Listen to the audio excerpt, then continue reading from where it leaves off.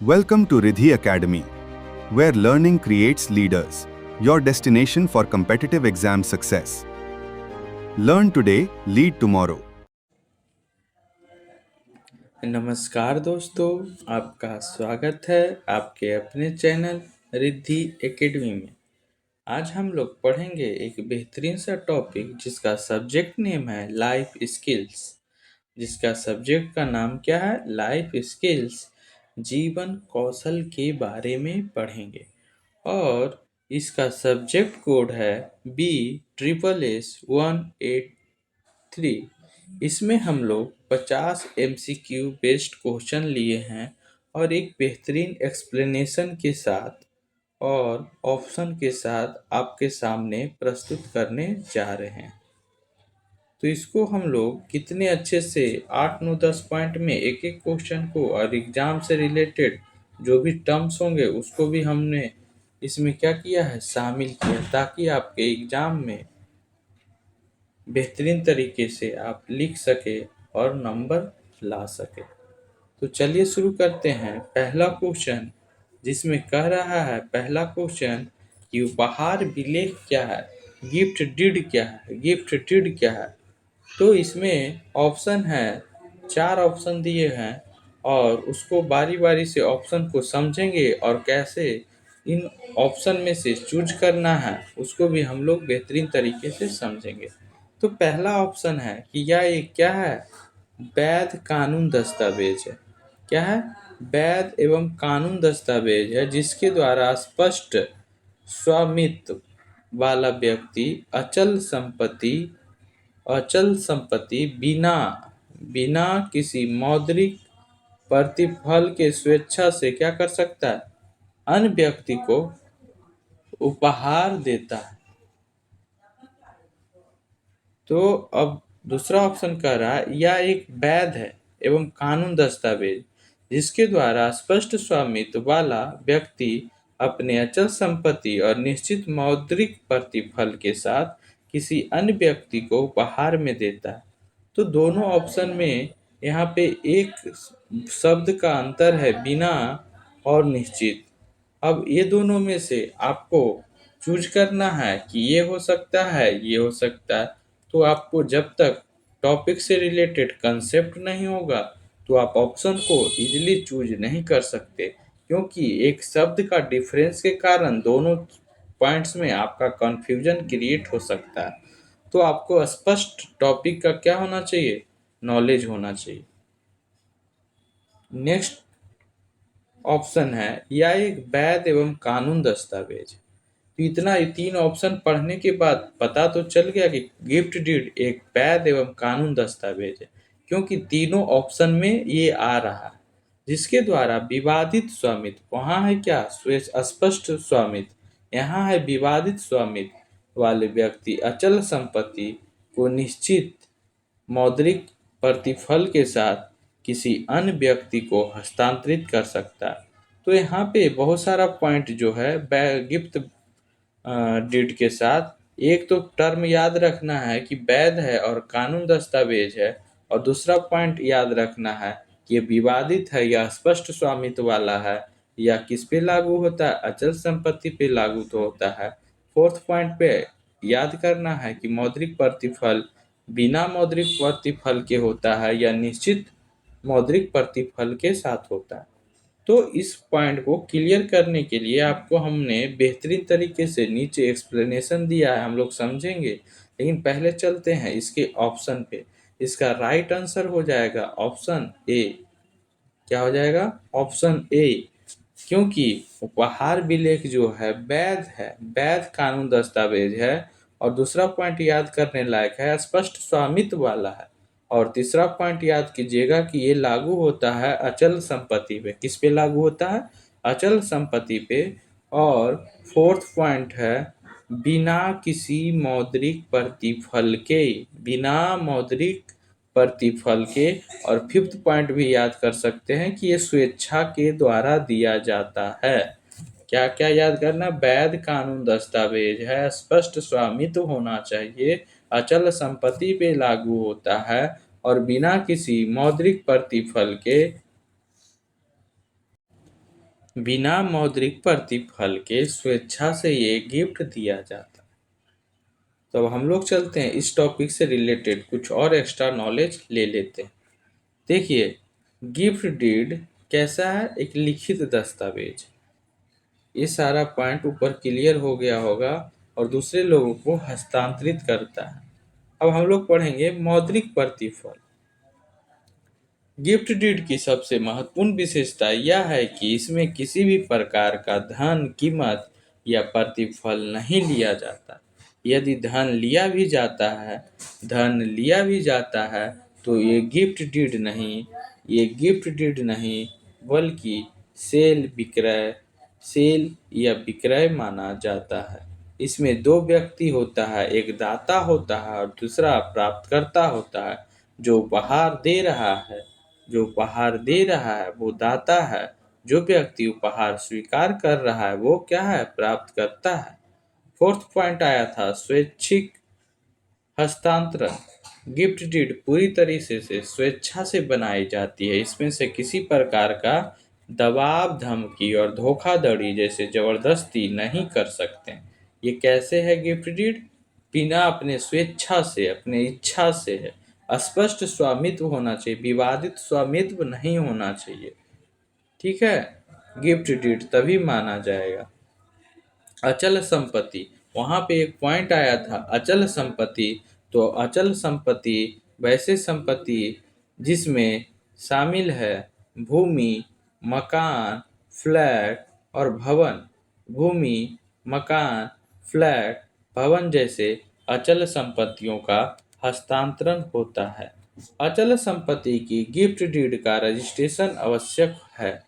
कह रहा है अचल संपत्ति की गिफ्ट डीड का, अगर अचल संपत्ति गिफ्ट डीड द्वारा लिया गया है तो उसका क्या है? रजिस्ट्रेशन आवश्यक है। और जिससे जिससे उसका कानून क्या है? प्रमाण स्थापित होता है। स्वामित्व का प्रभाव गिफ्ट डीड स्वीकार होने पर आवश्यक कानून प्रक्रिया पूरी होने के बाद संपत्ति का स्वामित्व अस्थायी रूप से डोनी को स्थानांतरित हो जाता है। तो जो सारा प्रक्रिया है, कानून प्रक्रिया हो जाने के बाद जो दाता का जो स्वामित्व वाला अस्थायी संपत्ति था वो अब किसका हो गया है? प्राप्तकर्ता को हस्तांतरित कर दिया गया।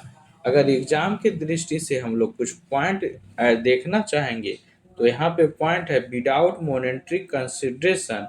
और इसमें क्या क्या पॉइंट है वो ऊपर हम लोग एक्सप्लेन कर दिए हैं।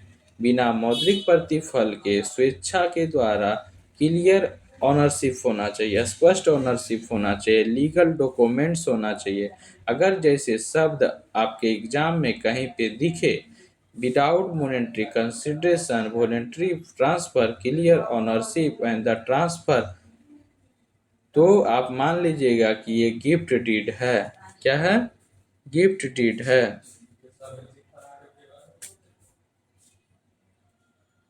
और क्विक रिवीजन करना चाहते हैं तो इसमें पॉइंट्स हैं गिफ्ट डीड, डोनर और donee, voluntary transfer, no monetary consideration, clear ownership होना चाहिए, रजिस्ट्रेशन होना चाहिए।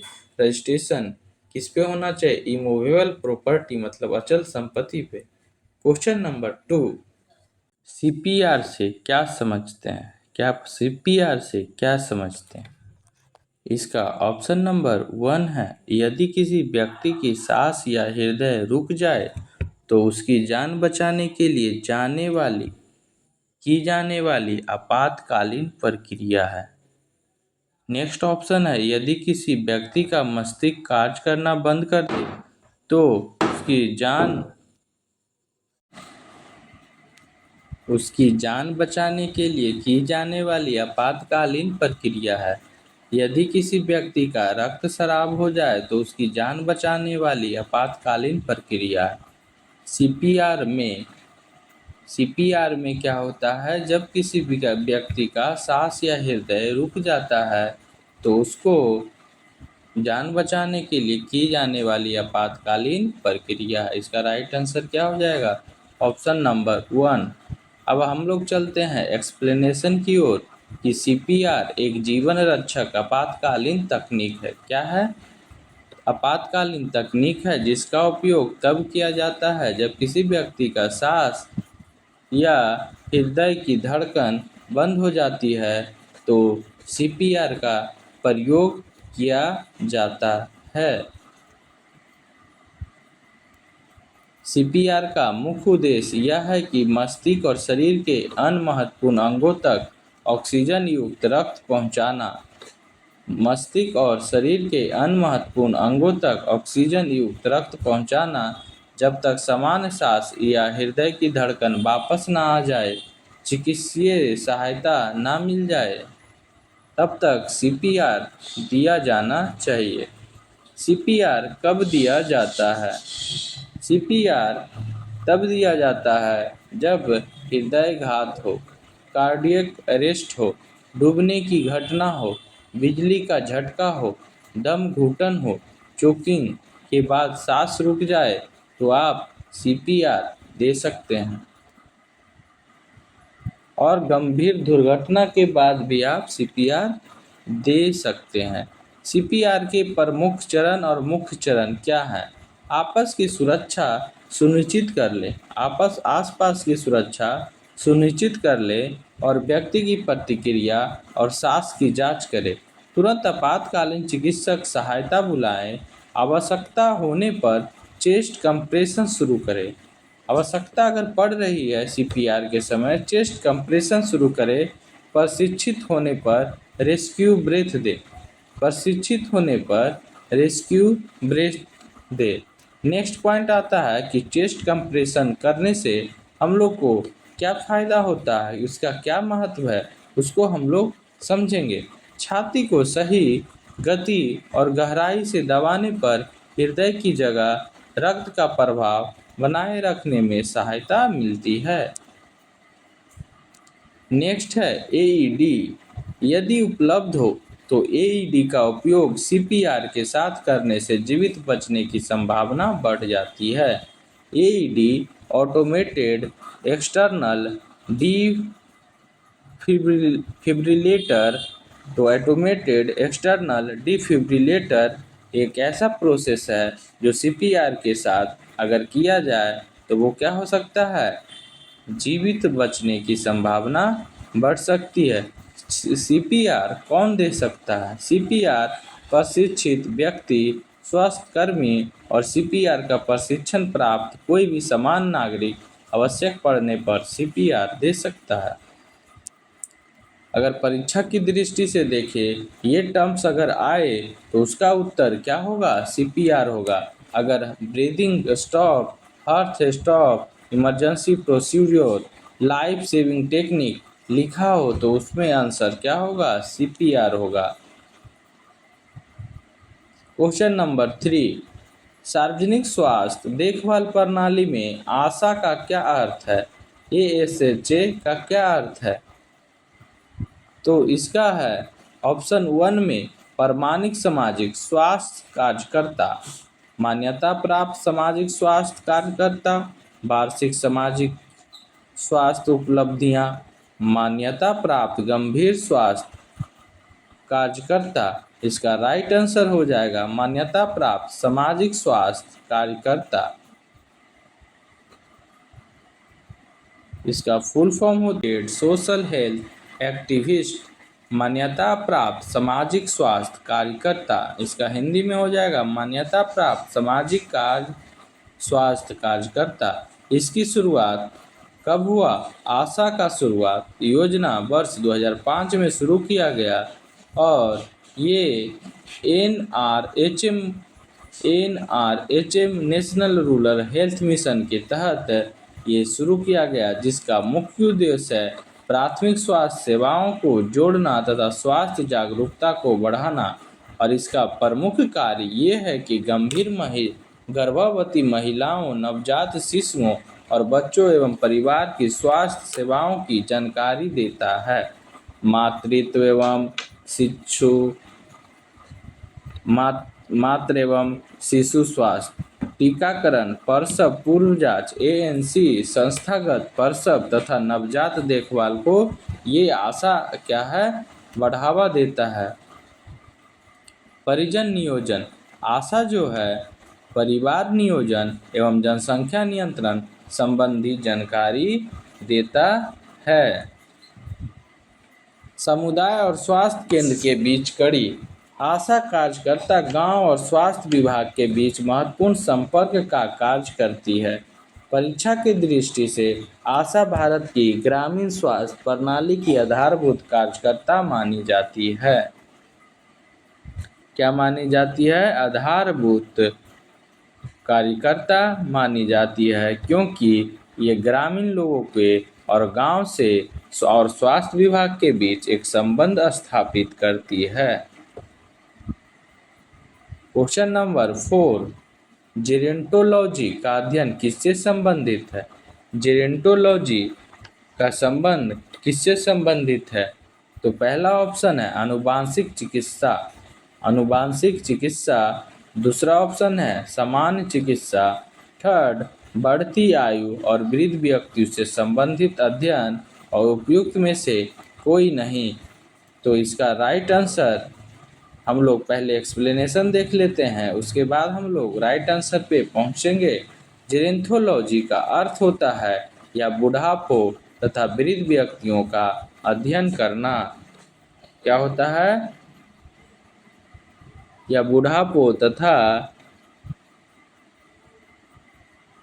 वृद्ध व्यक्तियों का अध्ययन का विज्ञान है और अध्ययन का विषय है बढ़ती आयु के शारीरिक और मानसिक, सामाजिक और आर्थिक प्रभावों का अध्ययन किया जाता है, जिसका उद्देश्य है कि वृद्ध लोगों के जीवन की गुणवत्ता में सुधार करना, स्वास्थ्य संबंधित वृद्धावस्था में होने वाले रोगों और रोकथाम का क्या करना, उसके बारे में अध्ययन करना। तो इसका राइट आंसर क्या हो जाएगा? क्या हो जाएगा? आनुवांशिक चिकित्सा, समान चिकित्सा नहीं, बढ़ती आयु और वृद्ध व्यक्तियों से संबंधित अध्ययन ही जेरोंटोलॉजी कहलाता है। नेक्स्ट क्वेश्चन है क्वेश्चन नंबर 5, सार्वजनिक स्वास्थ्य देखभाल प्रणाली में NLEP का क्या अर्थ है? NLEP का क्या अर्थ है? तो पहला ऑप्शन है national lung examination programme, national leprosy eradication programme, national laser examination programme, national lethargy eradication programme. तो इसका राइट आंसर हो जाएगा क्वेश्चन नंबर ऑप्शन नंबर 2। तो NLP का फुल फॉर्म होता है N से नेशनल, L से लेप्रोसी, E से एरिडिक्शन, P से प्रोग्राम। हिंदी में हो जाएगा राष्ट्रीय कुष्ठ उन्मूलन कार्यक्रम, राष्ट्रीय कुष्ठ उन्मूलन कार्यक्रम। तो NLP का पूरा नाम हम लोग ऑप्शन में देख लिए हैं और इसका मुख्य उद्देश्य है कि कुष्ठ रोग को नियंत्रित एवं समाप्त करना, और ये कुष्ठ रोग शीघ्र निदान एवं उपचार के लिए ये मिशन चलाया गया था। कुष्ठ रोग का कारण क्या है? माइकोबैक्टीरियम लेप्रे, और इस बीमारी के कारण हमारे त्वचा, नस, आँख और हाथ पैर क्या प्रभावित हो जाते हैं? त्वचा, नस, आँखें, हाथ पैर, सारे चीज़ ये सब को प्रभावित करता है। ये सारे सुविधाएं निःशुल्क प्रदान किया जाता है, निःशुल्क प्रदान किया जाता है।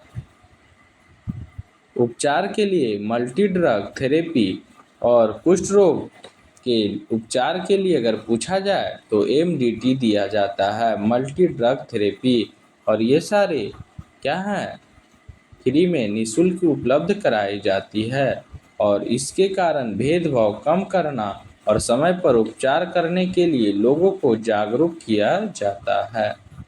अगर परीक्षा की दृष्टि से देखा जाए तो NLEP का संबंध किससे है? कुष्ठ रोग से है, लेप्रोसी से है। अगर एग्जाम में क्वेश्चन इस टॉपिक से आए, जैसे MDT किससे संबंधित है, तो लेप्रोसी से, अर्लियर डिटेक्शन, फ्री ट्रीटमेंट, ये सारे कुष्ठ रोग के प्लान में ये दिया जाता है। क्वेश्चन नंबर 6, विकलांगता के प्रति दान दृष्टिकोण। विकलांगता के प्रति दान दृष्टिकोण का क्या अर्थ है? ऑप्शन नंबर 1 कह रहा है विकलांगता के प्रति दान दृष्टि क्या है? तो विकलांग व्यक्ति को ऐसे लोगों के रूप में देखा जाता है जिन्हें सहायता की आवश्यकता है क्योंकि वे अपने कार्य स्वयं नहीं कर सकते। तो ये विकलांगता की त्रासदी की समस्या के रूप में देखता है। विकलांगता रहित लोगों से अपेक्षा की जाती है कि वे दया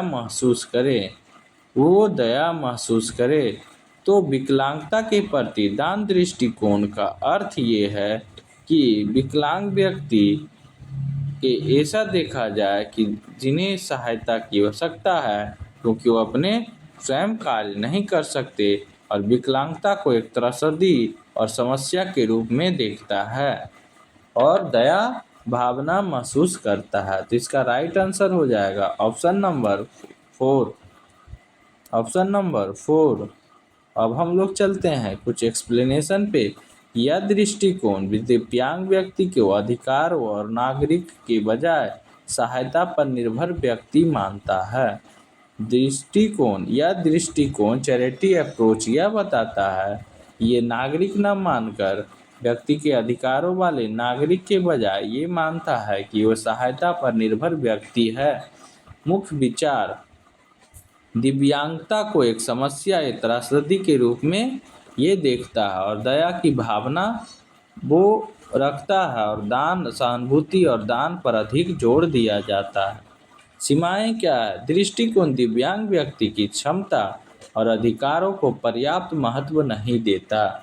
आधुनिक दृष्टिकोण आज राइट बेस्ड अप्रोच को अधिक महत्व दिया जाता है और दिव्यांग व्यक्ति को समान अवसर और शिक्षा का रोजगार मिलना चाहिए।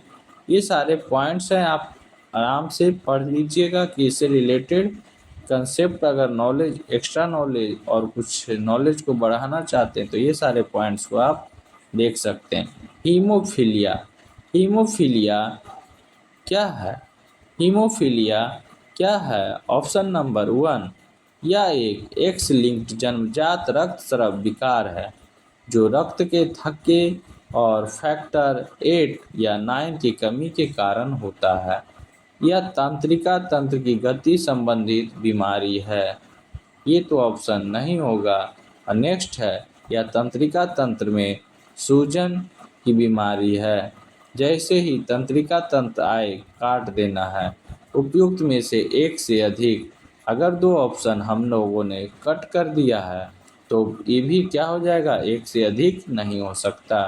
तो राइट आंसर निकल के आता है कि ये जो है रक्त संबंधित से बीमारी है क्योंकि हीमो मतलब हेमा मतलब ही क्या होता है और फिलिया मतलब कमी। तो ये एक्स लिंक्ड जन्मजात रक्तस्राव विकार है जो रक्त के थक्के की कमी के कारण होता है। इसके कारण होता है रक्त के थक्के के कारण खून जब कटता है तो क्या हो जाता है? उसका बहाव तेज हो जाता है। और ये किसके कारण होता है? एक्स लिंक्ड के कारण। और अगर फैक्टर पूछे तो 8 और 9 के कारण। हीमोफीलिया एक वंशानुगत रक्तस्राव विकार है जिसमें रक्त समस्या रूप से थक्का नहीं बनता और विटामिन के की मात्रा की कमी देखने को मिलता है जिसके कारण रक्त की थक्का न जमने के कारण जब कट छट जाते हैं तो रक्त का स्राव बहुत तेजी से होता है और उनके बॉडी से जब अगर वही रोका जाए तो इनको मृत्यु भी हो सकती है क्योंकि ब्लड बहुत ही तेज से निकलती है क्योंकि उनके शरीर में जो ब्लड होता है एयर के कांटेक्ट में आने के बाद वो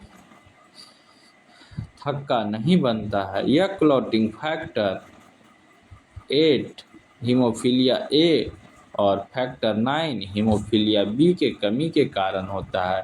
फैक्टर 8 हीमोफीलिया ए और फैक्टर बी हीमोफीलिया बी। तो ये आनुवांशिक रोग है जो एक्स क्रोमोसोम से जुड़ा हुआ आनुवांशिक रोग है। किससे अधिक होता है? मेल को अधिक होता है या फीमेल को अधिक होता है? यह रोग पुरुषों में अधिक पाया जाता है। क्या? पुरुषों में अधिक पाया जाता है, जबकि महिला प्रायः कैरियर होती है। महिला प्रायः कैरियर होती है। इसकी लक्षण क्या होते हैं? जो हीमोफीलिया बीमारी है उसके लक्षण क्या है? तो अधिक समय तक रक्तस्राव होता है। क्या होता है? अधिक समय पर रक्तस्राव होता है। छोटी चोट पर भी खून ना रुकना, जोड़ों एवं मांसपेशियों में रक्तस्राव, बार बार सूजन और दर्द होना। इसके निदान क्या है? रक्त परीक्षण द्वारा क्लॉथिंग फैक्टर की जांच की जाती है और उसका ट्रीटमेंट दिया जाता है। तो पॉइंट्स के व्यू से आपको याद रखना है कि हीमोफीलिया ए जो है फैक्टर 8 की कमी के कारण होता है। हीमोफीलिया ए और हीमोफीलिया बी फैक्टर 9। अगर ये भी पूछ सकता है एग्जाम में कि हीमोफीलिया ए में कौन से फैक्टर होते हैं, तो आपके दिमाग काम नहीं करेगा और गलत आंसर लगा दीजिएगा। तो यहाँ से ध्यानपूर्वक सुनिए और एक एक क्वेश्चन को ध्यानपूर्वक आप लोग को याद करते जाना है और नोट भी करते जाना है। तो फैक्टर 8 के कारण हीमोफीलिया ए और फैक्टर 9 के कारण हीमोफीलिया बी। क्वेश्चन नंबर 8, बौनापन। बौनापन क्या है? बता बौनापन, खुद ही बता सकते हो क्योंकि लाइफ स्किल के बारे में ही पढ़ना है। जब किसी व्यक्ति का कद अनुवांशिक एवं चिकित्सक कारणों से समान कम होता है। ये राइट आंसर है या नहीं? जब किसी व्यक्ति का अनुवांशिक एवं चिकित्सक कारणों से सुनने में कमी होने के कारण होता है। जब कोई व्यक्ति अनुवांशिक एवं चिकित्सा कारणों से अकेला हो। जब कोई व्यक्ति अनुवांशिक एवं चिकित्सा कारणों से भावुक हो। तो आप इसका आंसर लाइफ स्किल को समझते हुए आप बेहतरीन ऑप्शन लगा सकते हैं। तो इसका ऑप्शन हम नहीं बता रहे हैं, आपको सबको कमेंट बॉक्स में कमेंट करना है कि इसका राइट आंसर क्या होगा और उससे पता चल जाएगा लोगों को कि इसका राइट आंसर क्या होगा। तो कमेंट बॉक्स में इसका राइट आंसर जरूर कीजिएगा क्योंकि बहुत ही इजी क्वेश्चन है। तो हम लोग कंसेप्ट को समझा देते हैं कि बौनापन क्या होता है। बौनापन एक चिकित्सक स्थिति है जिसमें व्यक्ति की लंबाई समान से कम होती है और आपको कमेंट में ज़रूर कमेंट करना होगा उसका आंसर। मुख्य कारण या आनुवांशिक एवं चिकित्सकीय कारण से हो सकता है। इसके कारण आनुवांशिक और चिकित्सीय कारण से हो सकता है। सबसे समान कारण यह है कि बौनेपन का सबसे समान आनुवांशिक कारण है। शारीरिक विकास, इसमें शरीर की हड्डियां का विकास समान गति से नहीं होता। जैसे बौनापन होने के कारण क्या है कि शरीर का जो हड्डी है का विकास समान गति से जो होना चाहिए, जो स्पीड शुरू में था वो भी आगे क्या होना चाहिए, मेंटेन होना चाहिए। बुद्धि पर प्रभाव, अधिकांश मामलों में बौनेपन का बुद्धि पर कोई प्रभाव नहीं पड़ता। अधिकांश मामलों में क्या होता है कि बौनापन होने के कारण भी उसके दिमाग शार्प हो सकते हैं। ऐसा नहीं कि उनके दिमाग पे कोई जोड़ पड़ सकता है।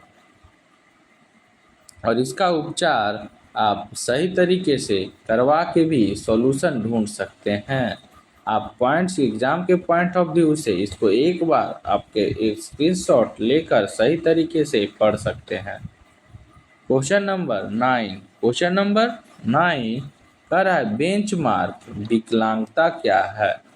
हम लोग ऊपर में पढ़े थे एक विकलांगता के बारे में, दान दृष्टिकोण के बारे में पढ़े थे और यहाँ पे पढ़ रहे हैं हम लोग बेंचमार्क विकलांगता क्या है। तो ये सारे पॉइंट्स को आप सही तरीके से समझ सकते हैं।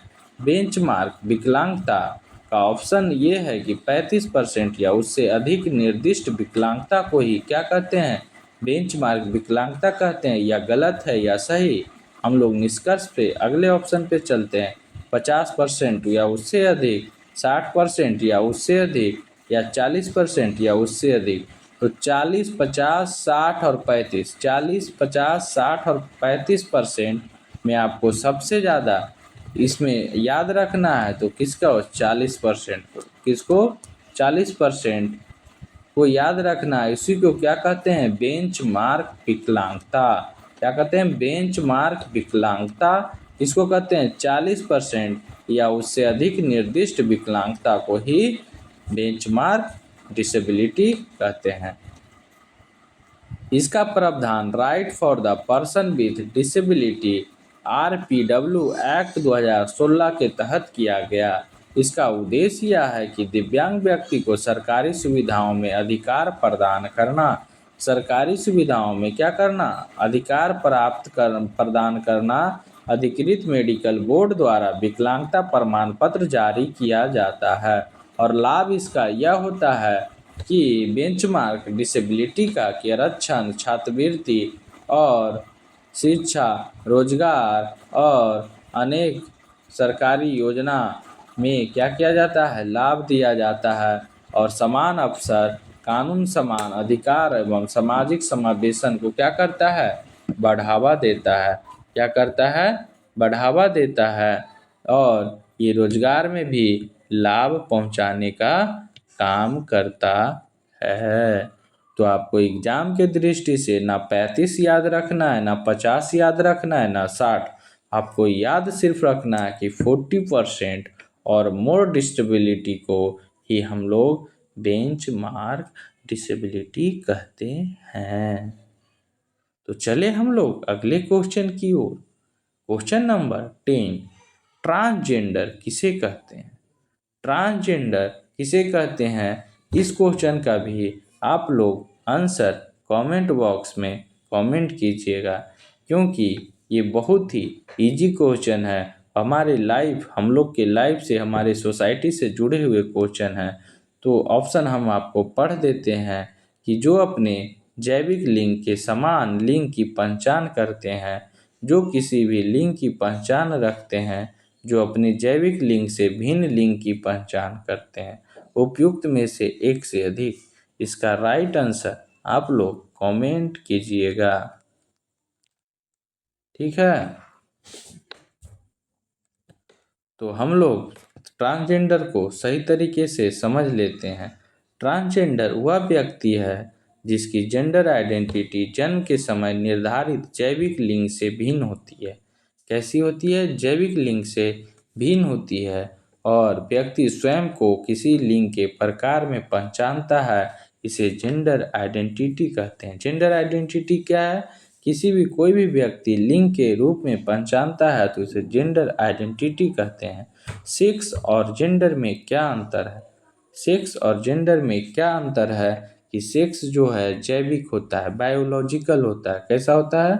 बायोलॉजिकल होता है। लेकिन जेंडर जो है हमारे समाज और व्यक्तिगत पहचान से संबंधित है।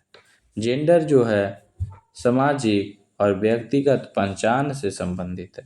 संवैधानिक अधिकार ट्रांसजेंडर व्यक्ति को समानता और सम्मान और गरिमा का अधिकार देता है।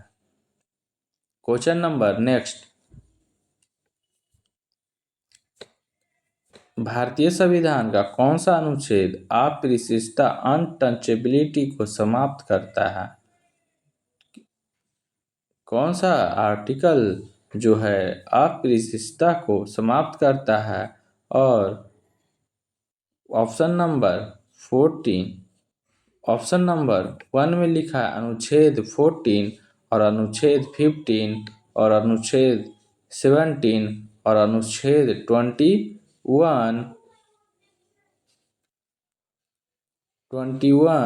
और इसका अनुच्छेद 14, अनुच्छेद 15 और अनुच्छेद 17 और अनुच्छेद 21 में ऑप्शन हो जाएगा 2017, ऑप्शन नंबर 3। तो हम लोग अब समझते हैं कि अनुच्छेद 17 क्या है। अनुच्छेद 17 भारतीय संविधान में अस्पृश्यता को समाप्त करता है। अनटचेबिलिटी को क्या करता है? समाप्त करता है। समाज में जाति आधारित भेदभाव एवं छुआछूत की प्रथा को समाप्त करता है और ये मौलिक अधिकार हमें समानता का अधिकार के महत्वपूर्ण भाग हैं। और ये संबंधित कानून जो है 1955 से संबंधित अपराधों पर दंड का प्रावधान करता है। क्वेश्चन नंबर नेक्स्ट, बाल अधिकारों पर संयुक्त राष्ट्र अभिसमय कब अपनाया गया था? बाल अधिकारों पर संयुक्त राष्ट्र अभिसमय कब अपनाया गया था? इसका राइट आंसर हो जाएगा 1989। 1989 को ये अपनाया गया था। United nation convention on the rights of the child adopted इन 1989 में अपनाया गया था। इसका फुल फॉर्म होता है यूएनसीआरसी का यूनाइटेड नेशन कन्वेंशन। यू से यूनाइटेड, यू से यूनियन, यू से यूनाइटेड, एन से नेशन, सी से कन्वेंशन और on the rights of the child. ये 20 नवंबर 1989 को संयुक्त राष्ट्र महासभा ने अपनाया था। यूएनसीआरसी को 20 नवंबर 1989 को संयुक्त राष्ट्र द्वारा अपनाया गया था। इसका उद्देश्य है कि विश्व के प्रत्येक बच्चे के अधिकार की रक्षा की जाए। विश्व के प्रत्येक बच्चे को अधिकार की रक्षा किया जाए, इसका मुख्य उद्देश्य है यूएनसीआरसी। और इसको अपनाने के 20 नवंबर 1989 को अपनाया गया संयुक्त राष्ट्र महासभा द्वारा। किन किन बच्चों पर लागू है? 18 वर्ष से कम आयु के बच्चे के सभी बच्चे पर ये लागू होता है। तो आपको यहाँ से क्वेश्चन बन सकता है कि यूएनसीआरसी में कितने साल तक के बच्चों पर ये रूल एंड रेगुलेशन या अधिकार लागू होते हैं? तो हो जाएगा 18 वर्ष। भारत और यूएनसीआरसी का क्या संबंध है? भारत में ने 1992 में क्या किया? अनुमोदन किया।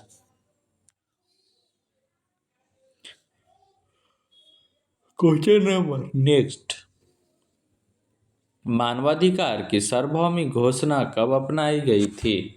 मानवाधिकार की सार्वभौमिक घोषणा कब अपनाई गई थी? 1945, 1946, 1948, 1950। राइट आंसर हो जाएगा 1948 में मानवाधिकार को सार्वभौमिक घोषणा अपनाया गया था। यूडीएचआर का फुल फॉर्म होता है universal declaration of the human rights. UDHR का फुल फॉर्म होता है universal declaration of the human rights. यह अपनाने का तिथि है 10 दिसंबर 1998। 10 दिसंबर 1948 को संयुक्त राष्ट्र महासभा ने ही इसे अपनाया था और ये सभी के मौलिक अधिकारों की रक्षा करता है और ये विश्व का पहला व्यापक मानवाधिकार दस्तावेज है। कौन सा? विश्व का पहला व्यापक मानवाधिकार दस्तावेज है यूडीएचआर। यूडीएचआर। क्वेश्चन नंबर 15, कि बाल श्रम का मुख्य दुष्प्रभाव क्या है? बाल श्रम का मुख्य दुष्प्रभाव क्या है?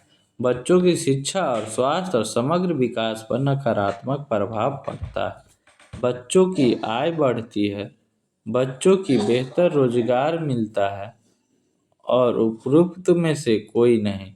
तो क्या हो जाएगा? बाल श्रम, श्रम है मतलब लेबर से रिलेटेड है।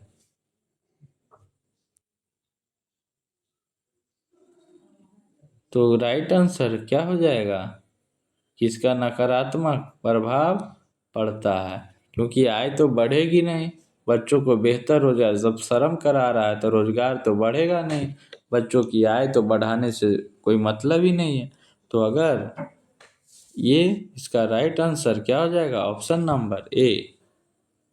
तो हम लोग चलते हैं एक्सप्लेनेशन की ओर कि बाल श्रम एक ऐसा कार्य है जो उनके विकास में बाधा उत्पन्न करती है और उनके द्वारा उनके बिना इच्छा के कार्य किए कराए जाते हैं और शिक्षा पे प्रभाव ये पड़ता है कि बच्चे स्कूल छोड़ देते हैं और पढ़ाई नहीं पढ़ते हैं।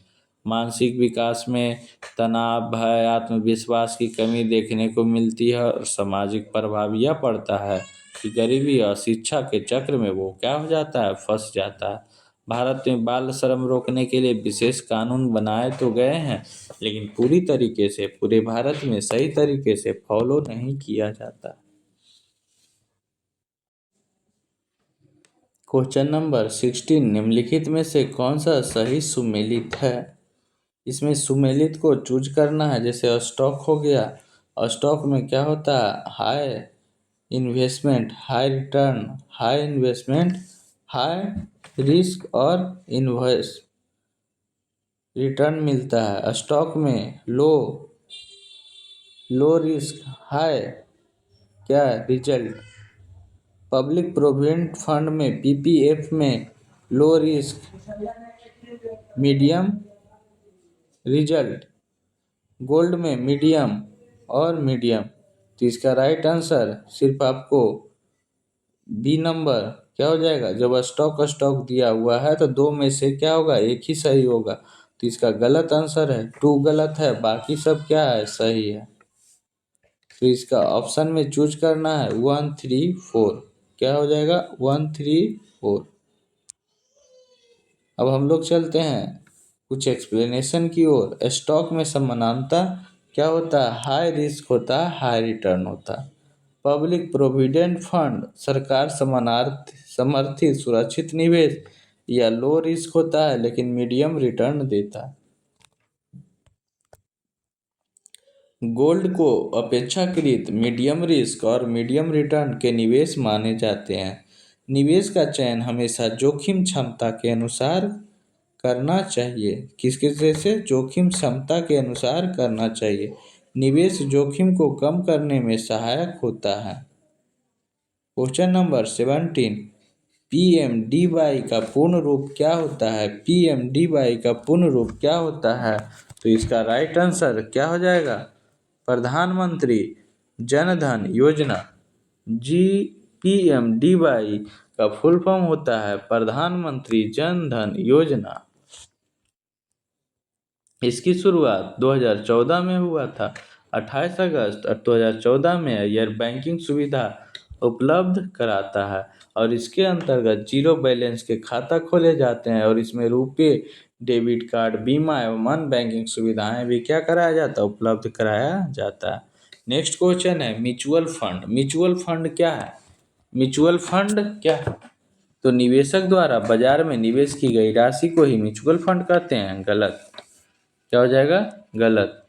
और एक व्यक्ति द्वारा दूसरे व्यक्ति को ऋण के रूप में दी जाने वाली राशि को म्यूचुअल फंड कहते हैं। गलत। सरकारी एजेंसियां द्वारा प्रबंधित संयुक्त निधि को क्या कहते हैं, क्या कहते हैं, म्यूचुअल फंड। गलत। ऐसे संयुक्त निधि जिसका पेशेवर प्रबंधन किया जाता है ताकि निवेशक शेयर बाजार में अप्रत्यक्ष रूप से निवेश कर सके। इसका राइट आंसर हो जाएगा ऑप्शन नंबर 4, क्योंकि म्यूचुअल फंड अनेक निवेशकों को धन का सामूहिक निवेश होता है और इसका प्रबंधन प्रोफेशनल फंड मैनेजर द्वारा किया जाता है। यह धन शेयर, बॉन्ड एवं अन्य प्रतिभूतियों में निवेश किया जाता है। छोटे निवेशक को भी विविध निवेश का अवसर मिलता है। क्वेश्चन नंबर 19, केंद्र क्षेत्र की योजना है। केंद्र क्षेत्र की योजना है केवल संघ सूची में उल्लिखित विषयों। क्या कह रहा है, केंद्र क्षेत्र की योजना क्या हो सकता है, केवल संघ सूची में उल्लिखित विषयों पर ही उपलब्ध है। 100% केवल सरकार द्वारा वित्त पोषित होती है। उपयुक्त में से कोई नहीं, उपयुक्त में से एक से अधिक। इसका राइट आंसर हो जाएगा ऑप्शन नंबर 2। तो ऐसी सरकार या ऐसी सरकार होती है जिसका पूरा 100% वित्त पोषण केंद्र सरकार द्वारा किया जाता है। तो इसका राइट आंसर हो जाएगा ऑप्शन नंबर 2। तो यह ऐसी सरकार है जिसका 100% वित्त पोषण केंद्र सरकार द्वारा करती है और इसका भारत सरकार वहन करती है। राज्यों के धन उपलब्ध कराया जाता है। इसका क्रियान्वयन होता है केंद्र सरकार स्वयं और राज्य केंद्र शासित प्रदेशों के माध्यम से कराती है। नेक्स्ट क्वेश्चन नंबर 20, राष्ट्रीय सामाजिक सहायता कार्यक्रम। राष्ट्रीय सामाजिक सहायता कार्यक्रम का मुख्य उद्देश्य क्या है। अब देखिए, इसीलिए कोई भी योजना, कोई भी कार्यक्रम हो तो उसका उद्देश्य और महत्व सब पढ़ाते जा रहे हैं। तो यहाँ क्वेश्चन बन गया है कि मुख्य उद्देश्य क्या है। तब मुख्य उद्देश्य ये तो पहले पता होना चाहिए कि ये है क्या, और उसके बाद हमें मुख्य उद्देश्य के बारे में जानकारी होना चाहिए। तो पहले हम लोग पढ़ लेते हैं, फिर ऑप्शन पे आते हैं। NSP national social assistant programme है। राष्ट्रीय सामाजिक सहायता कार्यक्रम ये 15 अगस्त 1995 को शुरू किया गया NSAP और जिसका मुख्य उद्देश्य है कि गरीबी रेखा से नीचे बिलो द पॉवर्टी लाइन जीवन यापन करने वाले जरूरतमंद लोगों को सामाजिक सुरक्षा प्रदान करना। ये NSAP का मुख्य उद्देश्य है और इसका प्रमुख लाभार्थी हैं वृद्धजन और विधवा महिलाएं एवं दिव्यांग व्यक्ति। तो इसका राइट आंसर क्या हो जाएगा? गरीबी रेखा से नीचे जीवन यापन करने वाले जरूरतमंद परिवारों को सामाजिक सहायता प्रदान करना ही NSAP का मुख्य उद्देश्य है। क्वेश्चन नंबर 21 निम्नलिखित में से कौन सा बीमा का मुख्य उद्देश्य है? बताओ, निम्नलिखित में से कौन सा बीमा का मुख्य उद्देश्य है? तो बीमा के बारे में पढ़ोगे समझोगे तभी तो उसका मुख्य उद्देश्य की ओर पहुंचोगे, तभी क्वेश्चन आंसर कर पाओगे। तो यहाँ पढ़ के आप लोग ऑप्शन तैयार रखिए, तब तक हम लोग क्या करेंगे, टॉपिक को समझते हैं। बीमा एक ऐसी व्यवस्था है आर्थिक जोखिम से सुरक्षा प्रदान करती है। बीमा एक ऐसी व्यवस्था है जो फाइनेंशियल रिस्क से हमें क्या कराता है, सुरक्षा प्रदान करता है, जिसका मुख्य उद्देश्य होता है कि दुर्घटना, बीमारी, मृत्यु और संपत्ति के नुकसान की स्थिति में आर्थिक सहायता देना। तो हम लोगों ने सारा पॉइंट ऐड किया है ताकि कहीं से भी क्वेश्चन बने तो आप लोग सही पूर्वक कर सके और एक एक पॉइंट को आपको 2-3 बार इस वीडियो को देखना होगा। रिस्क शेयरिंग, बीमा में अनेक लोगों को जोखिम मिलकर साझा किया जाता है। प्रीमियम, बीमा धारकों नियमित रूप से प्रीमियम का भुगतान करते हैं। क्वेश्चन नंबर 22 किसी भी संवैधानिक संशोधन ने पंचायती राज व्यवस्था को संवैधानिक दर्जा प्रदान किया। तो पंचायती राज व्यवस्था पूछ रहा है, तो इसका आंसर हो जाएगा 73वां संविधान संशोधन में पंचायती राज व्यवस्था को संवैधानिक दर्जा दिया गया। अगर नगर पालिका के नगर बोलता तो इसका 74वां संविधान संशोधन आंसर हो जाता। तो 73वां संविधान संशोधन 1992 में पारित किया गया और 24 अप्रैल 1993 को लागू किया गया। पारित पूछे तो 1992 में और लागू किया गया था 24 अप्रैल 1992 में। इसका संशोधन पंचायती राज संस्थाओं को संवैधानिक दर्जा प्राप्त हुआ और इसमें भाग 9 में अनुच्छेद 243 से 243 ओ तक पंचायती राज से संबंधित अनुच्छेद दिए गए हैं। इसमें तीन होते हैं, 3 पार्ट, ग्राम पंचायत, पंचायत समिति और जिला परिषद की त्रिस्तरीय पंचायत समिति को मान्यता मिली है। नेक्स्ट पॉइंट, क्वेश्चन नंबर 23 निम्नलिखित में से कौन सी सेवाएं सामान्य सेवा केंद्र पर उपलब्ध है? कौन सी सेवाएं जो है CSC पर उपलब्ध है? तो अब ऑप्शन में चलते हैं हम लोग। आधार सेवाएं, प्रधानमंत्री फसल बीमा योजना, ई श्रम पंजीकरण, ये सारे सुविधाएं हमारे CSC ID पर उपलब्ध हैं। CSC ID होता है common service centre digital India कार्यक्रम का महत्वपूर्ण भाग है और CSC के माध्यम से आधार और ई श्रम बीमा, बैंकिंग एवं अन्य सुविधाओं को लाभ लेते हैं और दूसरे लोगों को ये सुविधा उपलब्ध कराई जाती है, जिसका उद्देश्य है ग्रामीण और दूरस्थ क्षेत्रों में डिजिटल सेवा पहुंचाना। जिसका मुख्य उद्देश्य, अगर पूछ लेगा कि CSC का मुख्य उद्देश्य क्या है तो फंस जाओगे नहीं। यहाँ पे याद कर लेना है कि नागरिकों को सरकार और डिजिटल सेवा केंद्र का कार्य करवाना और दूरस्थ गांवों तक इसको क्या करना, डिजिटलीकरण करना, और ताकि गांवों तक डिजिटल सेवाएं पहुंच सके। क्वेश्चन नंबर नेक्स्ट 24 भारतीय संविधान की 12वीं अनुसूची अनुच्छेद 243W का विवरण प्रदान करती है। ये शहरी निकाय के बारे में प्रदान करती है। सामान्य सेवा केंद्रों के अधिकार क्षेत्र के अंतर्गत बनाए गए हैं। तो जैसे ही बोले कि 243 से ओ तक पंचायती राज व्यवस्था से संबंधित है, ओ के बाद नगर से संबंधित है, तो इसका आंसर हो जाएगा शहर से संबंधित है। तो यहाँ पे कह रहा है उपयुक्त में से कोई नहीं और उपयुक्त में से एक से अधिक। इसका राइट आंसर हो जाएगा कि शहरी स्थानीय निकाय को अधिकार क्षेत्र के अंतर्गत सेवाएं। नेक्स्ट क्वेश्चन है क्वेश्चन नंबर और हम लोग कुछ एक्सप्लेनेशन देख लेते हैं कि बर्मी अनुसूची 74वें संविधान संशोधन अधिनियम 1992 द्वारा जोड़ा गया है। यह नगर पालिका के कार्यों की जिम्मेदारी का विवरण देता है। इसका संबंध 243 से है, जिसमें इस नगर नियोजन, जल पूर्ति, स्वच्छता, सार्वजनिक स्वास्थ्य जैसे 18 विषयों को शामिल किया गया है। क्वेश्चन नंबर 25, G2C सर्विस का अर्थ क्या है? G2C सर्विस का क्या अर्थ है? यहाँ पे देखिए एक पॉइंट आया था G2C, तो नेक्स्ट क्वेश्चन यहीं से बना था एग्जाम में, और हम लोग अपने एक्सप्लेनेशन में इसको ऐड किए हैं पहले से ही कि G2C का गवर्नमेंट, अभी हमने रिपीट नहीं कराया कि हम लोग, ताकि आप लोग पढ़ लेंगे। यहाँ तक ही पढ़े थे कि जिसका उद्देश्य दूरस्थ क्षेत्रों तक ग्रामीण कार्यों को डिजिटलीकरण करवाना। यहाँ पे लिखा था G2C गवर्नमेंट टू सिटीजन सेवाएं प्राप्त की जा सकती है। तो यहाँ पे नेक्स्ट क्वेश्चन ही बन गया है कि G2C का क्या अर्थ है।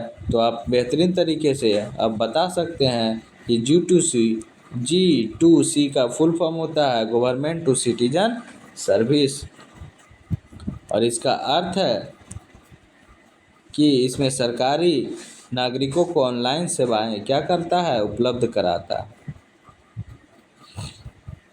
क्वेश्चन नंबर 26, आधार संख्या में कितने अंक होते हैं? तो इसका राइट आंसर हो जाएगा 12। आधार संख्या में क्या होता है? 12 अंक होते हैं, और UDI द्वारा जारी किया जाता है। यह व्यक्ति को केवल एक आधार संख्या दी जाती है। इसका उपयोग पहचान एवं पते के प्रमाण के लिए किया जाता है। क्वेश्चन नंबर 27, DL का पूर्ण नाम क्या है? इसका फुल फॉर्म पूछा जा रहा है, तो इसका राइट आंसर हो जाएगा ऑप्शन नंबर 2। क्या हो जाएगा? Option number 2। नेक्स्ट क्वेश्चन है, इसकी स्थापना 1996 में किया गया। इसकी स्थापना 1996 में हुई थी। यह भारत की पहली इलेक्ट्रॉनिक सिक्योरिटीज डिपॉजिटरी है। ये भारत की पहली NSDL क्या है? डिपॉजिटरी सिक्योरिटीज है। NSDL शेयर बाजारों में कागजी प्रमाण पत्रों की आवश्यकता को काफ़ी हद तक समाप्त करता है। क्वेश्चन नंबर 28, पासपोर्ट किस मंत्रालय द्वारा जारी किया जाता है? पासपोर्ट हमेशा विदेश मंत्रालय द्वारा जारी किया जाता है, और पासपोर्ट नागरिक की अंतर्राष्ट्रीय पहचान की दस्तावेज है। पासपोर्ट सेवा पोर्टल के माध्यम से आवेदन किया जाता है, और पासपोर्ट विदेश यात्रा के लिए आवश्यक दस्तावेज है। इसका निर्गमन पासपोर्ट का जो निर्गमन होता है पासपोर्ट एक्ट 1967 के तहत होता है। क्वेश्चन नंबर 29, मतदाता पहचान पत्र क्या है? अब इसका आंसर आप कमेंट बॉक्स में करिएगा। इसका कोई एक्सप्लेनेशन हम नहीं देंगे और सीधे चलेंगे क्वेश्चन नंबर 30 पे।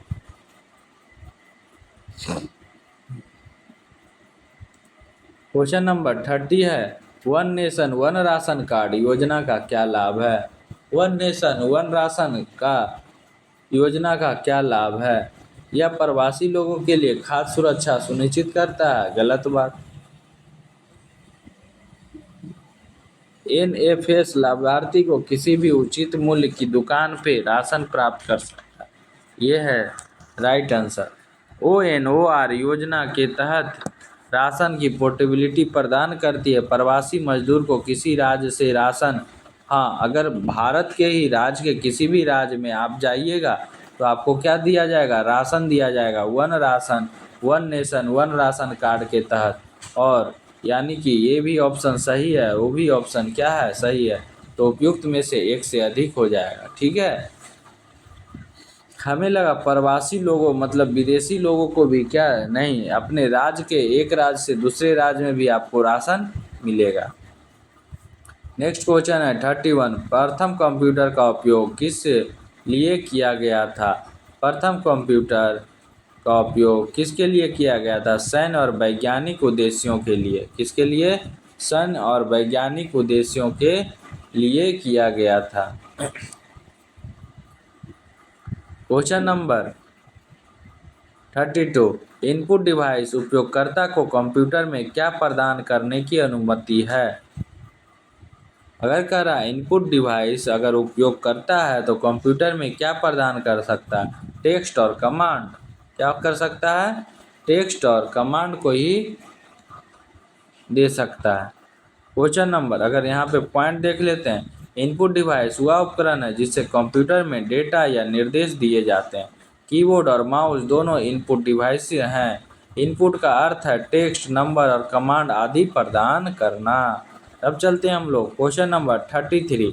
वेबसाइट की सर्च रैंकिंग सुधारने और सर्च रिजल्ट को दृश्यता बढ़ाने की प्रक्रिया को क्या कहते हैं? वेबसाइट की सर्च रैंकिंग, जो यूट्यूब पे आदमी वीडियो बनाता है या कहीं पे भी कोई चैनल चलाता है या कोई वेबसाइट बनाता है, तो अपने वेबसाइट और चैनल को रैंकिंग में करने के लिए वो एसईओ करता है, सर्च इंजन ऑप्टिमाइजेशन एसईओ का प्रयोग करते हैं। इसका मुख्य उद्देश्य क्या होता है कि वेबसाइट जो है कि सर्च इंजन में रैंक करे और एसईओ की वेबसाइट पर ऑर्गेनिक ट्रैफिक बढ़ाता है। क्या करता है? ऑर्गेनिक ट्रैफिक बढ़ाता है।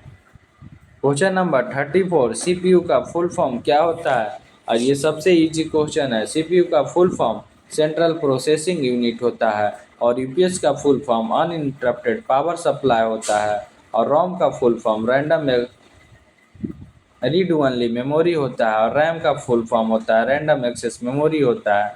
तो ये सारे आपको फुल फॉर्म भी क्या रखना है? माइंड में रखना है। और सीपीयू को क्या कहते हैं? The brain of the computer. और क्वेश्चन नंबर 35, कंप्यूटर का कौन सा भाग है सभी प्रकार के डाटा और निर्देशों को अस्थायी रूप से संग्रहित करता है? कौन करता है संग्रहित? रैम। कौन करता है? रैम जो है जो डाटा को अस्थायी रूप से संग्रहित करता है। जब प्रोसेस और काम हो जाता है, रिजल्ट मिल जाता है, तो ये अपने मेमोरी से क्या करता है? हटा देता है।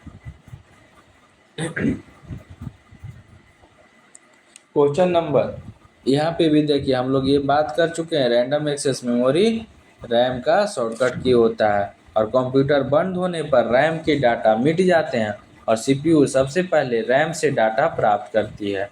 सीपीयू सबसे पहले किससे डाटा प्राप्त करती है? तो रैम से ही प्राप्त करती है। लेकिन जैसे ही कंप्यूटर आप बंद कीजिएगा, रैम का डाटा क्या हो जाएगा? क्लीन हो जाएगा। अधिक रैम होने पर कंप्यूटर तेजी से कार्य करता है। निम्नलिखित में से कौन सा एक आउटपुट डिवाइस है? कौन सा एक आउटपुट डिवाइस है? इनमें से कीबोर्ड से हम इनपुट दे सकते हैं और मॉनिटर पे हमें आउटपुट मिल सकता है। स्कैनर भी एक क्या है? इनपुट डिवाइस है। और माउस भी क्या है? इनपुट पॉइंटर डिवाइस है। और इसका राइट आंसर हो जाएगा मॉनिटर। क्या हो जाएगा? मॉनिटर। मॉनिटर पे हम लोग ही क्या करते हैं? अपना जो भी रिजल्ट, जो भी इनपुट देते हैं, जो भी इंस्ट्रक्शन देते हैं, अपने मॉनिटर पे ही आउटपुट देखते हैं। क्वेश्चन नंबर 35, 37, डब्ल्यू का पूर्ण रूप क्या है? डब्ल्यू का फुल फॉर्म क्या है? तो लिख लोगे वर्ल्ड वाइड वेब। क्या है? World wide web. और वर्ल्ड वाइड वेब आ गया तो यहाँ पे कुछ और शॉर्टकट की हैं जो आप हमें सुनिए और याद करने का प्रयास कीजिए। लैन, वैन, MAN, PAN. Personal area network. PAN का फुल फॉर्म होता है पर्सनल एरिया नेटवर्क। लैन का एरिया होता है लोकल एरिया नेटवर्क। और क्या बोले? मैन। मैन का होता है, क्या होता है? Metropolitan area network.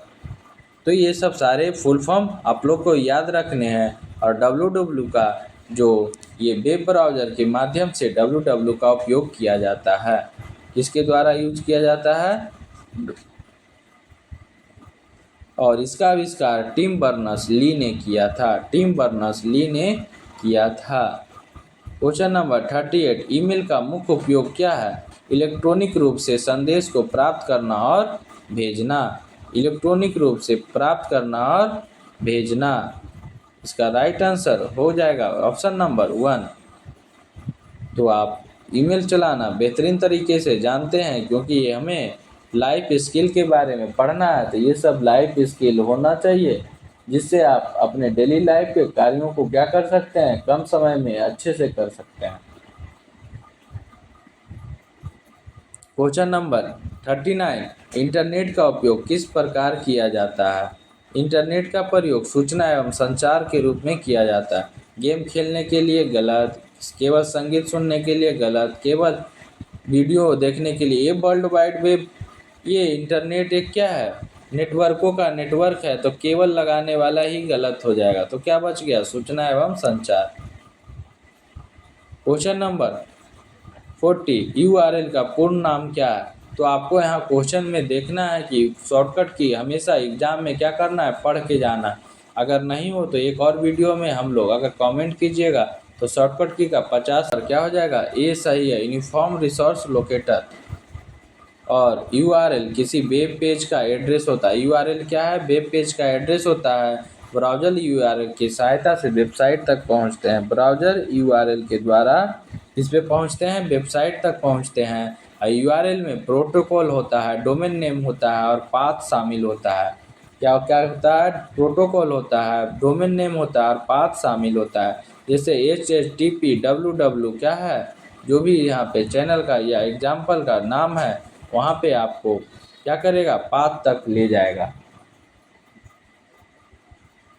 Question number 41, सूचित निर्णय लेने में कौन सा उपकरण तेजी से महत्वपूर्ण बनता जा रहा है? सूचित ने इन्फॉर्म डिसीजन लेने के लिए सबसे ज़्यादा इम्पोर्टेंस कौन सा है? तो ऑप्शन नंबर 1 में है डाटा एनालिटिक्स और MS Excel, cloud storage, none of this. सूचना कर रहा है, क्या कर रहा है, सूचित निर्णय लेने में। तो इसका आंसर हो जाएगा डेटा एनालिटिक। डाटा को एनालिसिस करके हम लोग क्या कर सकते हैं, एक अच्छा सा इन्फॉर्म्ड डिसीजन ले सकते हैं। तो यह बड़े डाटा, बिग डाटा में उपयुक्त जानकारी, इंसाइट प्राप्त करने में सहायता करता है और व्यापार और स्वास्थ्य और शिक्षा के क्षेत्र में बहुत ही व्यापक उपयोग इसका होता है। क्वेश्चन नंबर 42, करा निम्नलिखित में से कौन सा मालवेयर नहीं है? मालवेयर कौन नहीं है? मालवेयर एक वायरस होता है, डेंजरस वायरस होता है, जो कंप्यूटर और मोबाइल पे क्या करता है, अटैक करता है और हानि पहुंचाता है, डाटा को लॉस्ट कर देता है। तो इसमें से पूछ रहा है कि कौन सा इसमें मालवेयर नहीं है? तो बोर्न्स तो है, ट्रोजन भी है और एडवेयर भी है। और इसका आंसर हो जाएगा सॉफ्टवेयर जो है वो क्या है, हार्डवेयर। और सॉफ्टवेयर के बिना कंप्यूटर नहीं चल सकता है। और हार्डवेयर पे कौन नियंत्रण रखता है, सॉफ्टवेयर ही नियंत्रण रखता है। तो ये क्या है, मालवेयर नहीं है, ये अलग कार्य इसका है सॉफ्टवेयर का। तो हम लोग अब थोड़ा सा रिवाइज कर लेते हैं। मालवेयर का अर्थ है मैलिशियस सॉफ्टवेयर। जो मैलिशियस सॉफ्टवेयर ऐसे सॉफ्टवेयर हैं जो कंप्यूटर को हानि पहुंचाता है, और समान सॉफ्टवेयर उपयोगी कार्यों के लिए बनाया जाता है, इसीलिए यह मालवेयर नहीं है। क्वेश्चन नंबर 43, फेक न्यूज की समस्या से निपटने में निम्नलिखित में से कौन सा अधिनियम सहायता करता है? फेक न्यूज से निपटने के लिए हमें कौन सा अधिनियम, कौन सा न्यूज की समस्या से निपटने में सहायता करता है? तो इसका राइट आंसर हो जाएगा फेक न्यूज की समस्या से निपटने के लिए हमें सूचना प्रौद्योगिकी अधिनियम 2000 के द्वारा हम लोग इसके सहायता से लेकर हम अपने समस्या को सुलझा सकते हैं। क्वेश्चन नंबर 44, डिजिटल नागरिकता क्या है? डिजिटल नागरिकता क्या है? अब अपने से ऑप्शन को छाटिए और समझिए। पहले कह रहा है, लास्ट ऑप्शन से चलते हैं, केवल इंटरनेट और डिजिटल उपकरणों का उपयोग, गलत। संविधान और मौलिक अधिकारों का जिम्मेदार उपयोग, गलत। डिजिटल नागरिकता होने का मतलब है कहीं ना डिजिटलीकरण, इंटरनेट, सोशल मीडिया एवं अन्य डिजिटल उपकरण, साहित्य, प्रौद्योगिकी का जिम्मेदार उचित उपयोग करना। यहाँ पे जिम्मेदार है, यहाँ पे गैर जिम्मेदार है, तो गैर जिम्मेदार नहीं होगा, यहाँ पे जिम्मेदार वाला होगा। क्वेश्चन नंबर 45, कौन सा तरीका इंटरनेट पर व्यक्तिगत जानकारी की सुरक्षा नहीं करता है? कह रहा है व्यक्तिगत रूप से कौन सा ऐसा जानकारी को सुरक्षा प्रदान नहीं करता? मजबूत पासवर्ड तो करता है, टू फैक्टर ऑथेंटिफिकेशन का उपयोग करने के बाद भी क्या होता है, सिक्योरिटी प्रोवाइड करता है, सुरक्षित वाईफाई का उपयोग भी क्या करता है, ऑनलाइन असीमित व्यक्तिगत जानकारी साझा करना।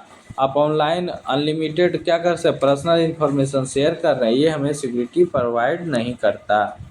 क्वेश्चन नंबर 46, डिजिटल फुटप्रिंट क्या है? डिजिटल फुटप्रिंट यह है कि इंटरनेट और ऑनलाइन गतिविधियों के दौरान व्यक्ति द्वारा छोड़ा गया डाटा या जानकारी का निशान ही क्या कहलाता है, डिजिटल फुटप्रिंट प्रिंट कहलाता है। तो इसका आंसर हो जाएगा ऑप्शन नंबर ए।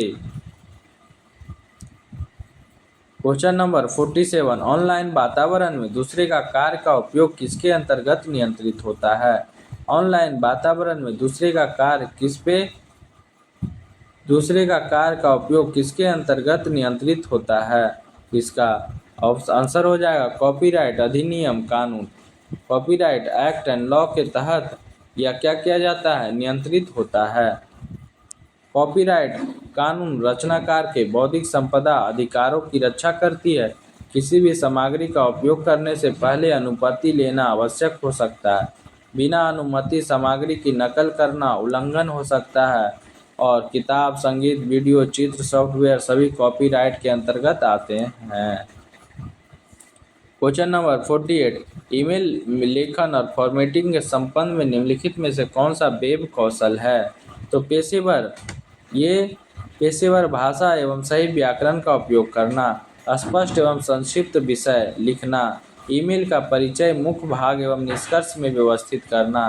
तो ये सारे जो हैं वो स्किल्स जो हैं सारे सही हैं। क्वेश्चन नंबर 49, निम्नलिखित में से कौन सा डेटा सुरक्षा का उन्नत तरीका कौन सा है?